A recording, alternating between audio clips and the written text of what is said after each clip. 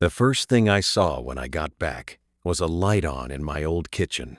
After 12 years away, I had pictured my home as a dead thing, dust on the porch, weeds choking the walkway, maybe a broken window if some kid had thrown a rock through it. Instead, there was a warm yellow glow behind the curtains, and for one stupid second, I thought I was seeing a miracle. Then I saw the car in the driveway, a black sedan, new, shiny, not a single speck of dirt on it.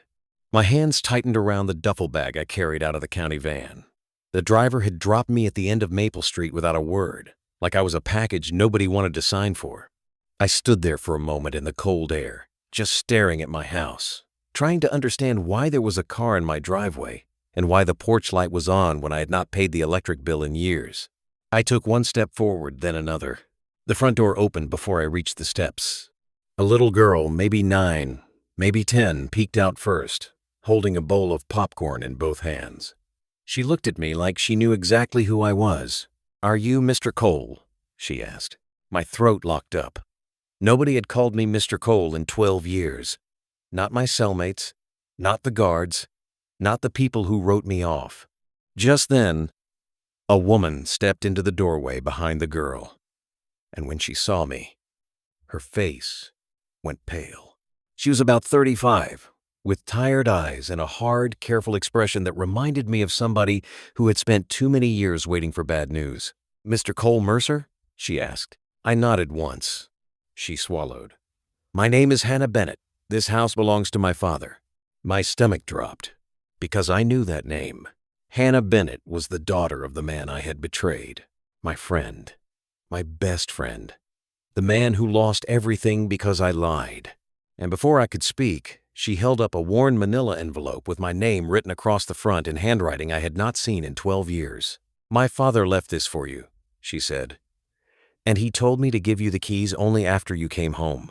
I just stood there in the cold, staring at that envelope like it was a live wire. My knees almost gave out, because the man I had ruined was supposed to hate me. And yet, he had left me a key to my own home. To understand why that made no sense, you have to understand what I did. I grew up in a town where everybody knew everybody's business, and half the people smiled while they were sharpening knives. My mother worked double shifts at a nursing home. My younger brother, Dale, was always in some kind of trouble, and I spent most of my 20s trying to keep our family from falling apart. My best friend was Mason Bennett. Mason had the kind of laugh that could fill a room and the kind of patience I never had. He ran a small contracting business, inherited from his father, and he was one of those rare men who made you believe hard work still meant something. We grew up side by side, played baseball together, fixed up cars together, drank cheap beer on the tailgate of his truck, and talked about getting out of town one day. Then greed came into the picture. A developer named Victor Hale wanted Mason's land. Mason's property sat on the edge of town, and Victor needed it for a shopping center he planned to build. Mason refused to sell. Then Victor started circling like a wolf. He bought people in town. He leaned on the bank. He made promises he had no intention of keeping. And when Mason still would not move, Victor went after the weakest link he could find. Me. Dale had racked up gambling debt. Not a little. A lot. One night, Dale came to me shaking so badly he could barely hold his coffee. He told me some men had found him, told him if he did not pay, they would make an example out of him. I should have taken him straight to the police. Instead, I did what scared people do when they are desperate. I listened when Victor showed up with a plan. He told me Mason was stealing from his own company, and that if I helped make it look official, Dale's debt would disappear. He said nobody would get hurt. He said Mason would probably get probation if I testified the right way. He said all I had to do was sign a statement and repeat it in court. I told myself I was protecting my brother. I told myself Mason would forgive me. That was the lie I used to sleep at night. So I signed the statement. I lied under oath. And Mason went to prison. A year later, when the full scheme started unraveling, they came for me too. Perjury, conspiracy, fraud. I got 12 years. Dale vanished. Victor's name got cleaned up by expensive lawyers and quiet settlements. My mother died while I was inside. My ex-wife Lauren took our son and moved across the state without leaving an address. And Mason? Mason stopped answering my letters, which was the kindest thing he could have done. Inside, I had a lot of time to think about what betrayal really costs. It does not just break one person, it spreads. It gets into the walls of every room you ever lived in.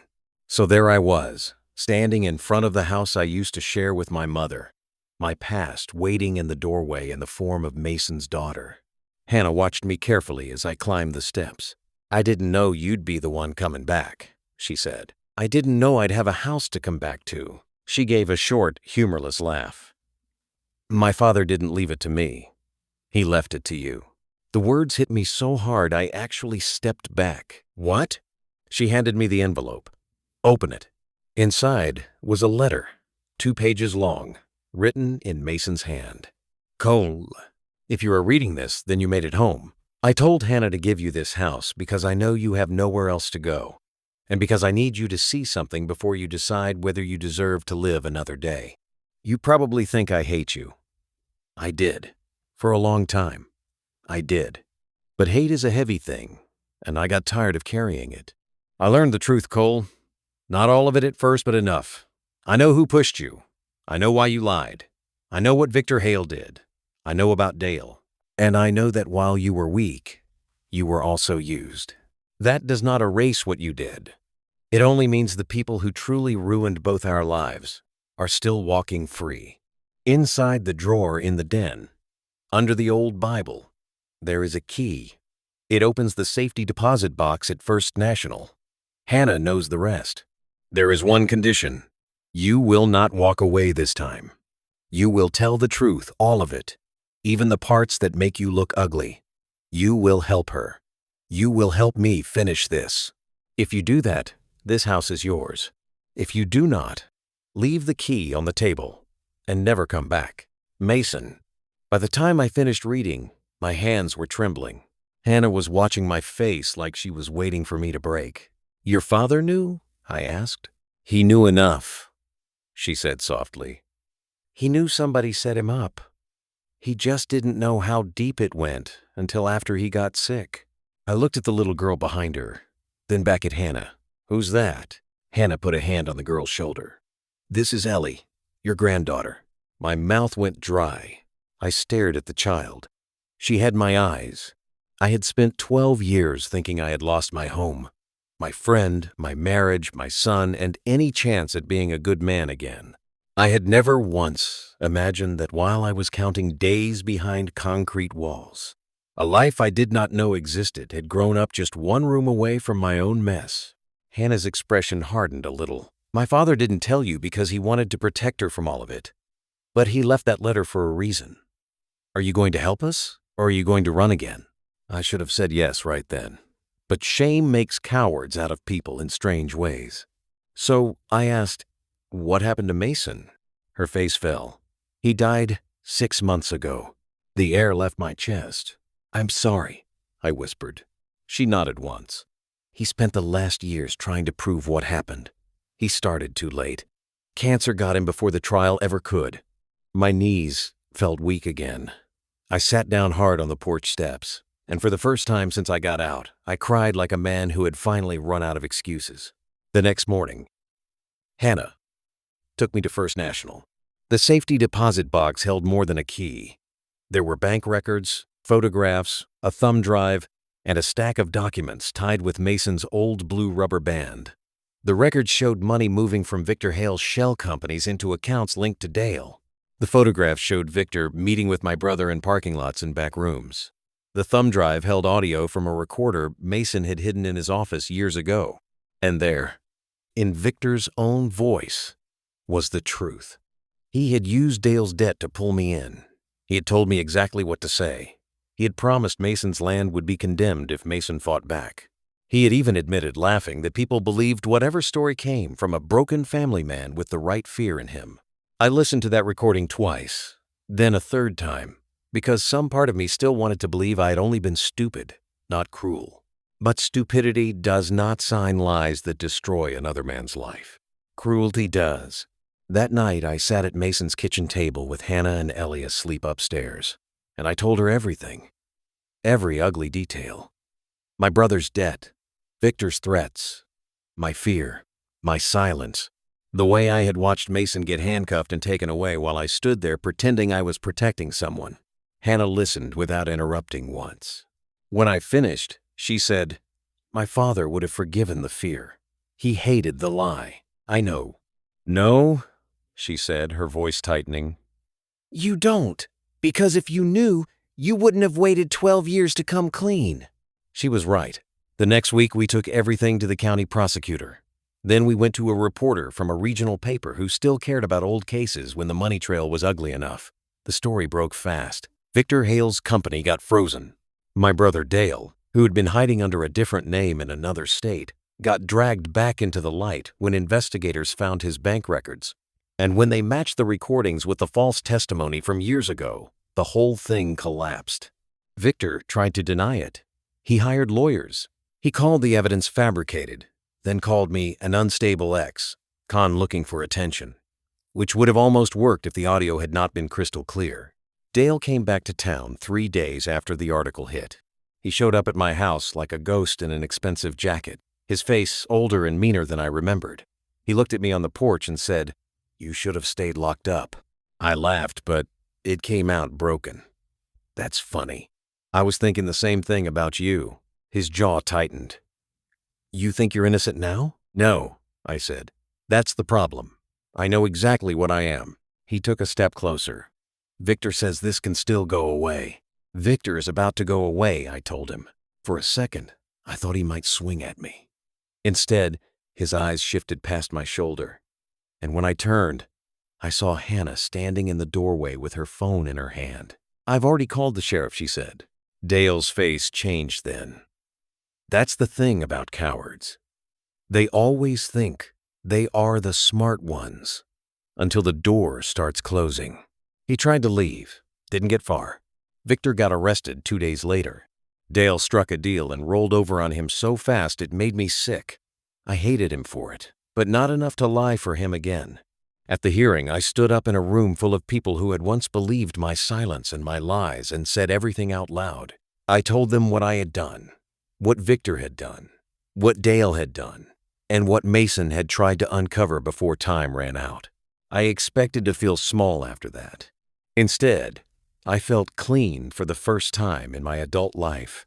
The judge ordered a full review of Mason's case. His conviction was overturned. It was too late to give him his years back. Too late to give him the health he lost. Too late to bring back the life I helped destroy. But it mattered. It mattered because truth, even delayed, still carries weight. Victor lost everything. His company, his money, his reputation, the city contract, the house on the hill he had bought with stolen leverage. All of it.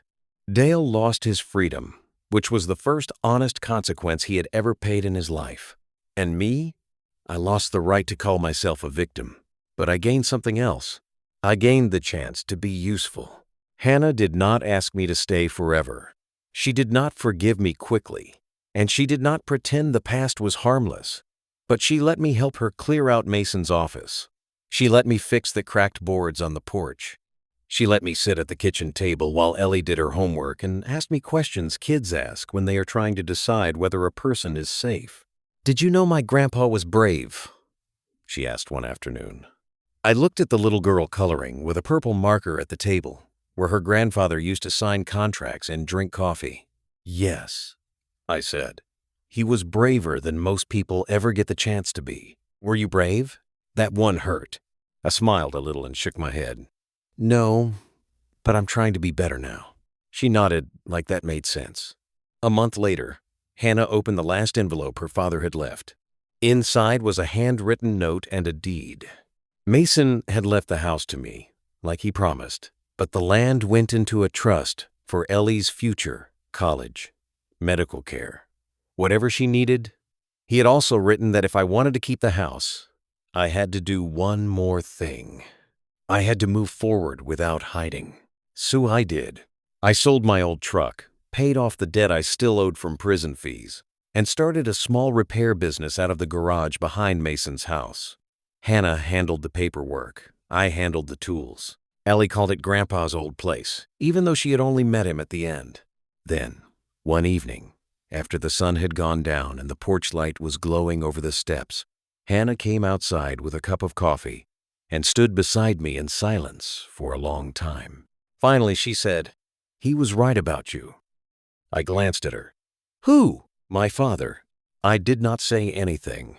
She looked out at the yard, then back at me. "He said if you ever came home, you'd either run from the truth again, or you'd stay and build something honest with what was left."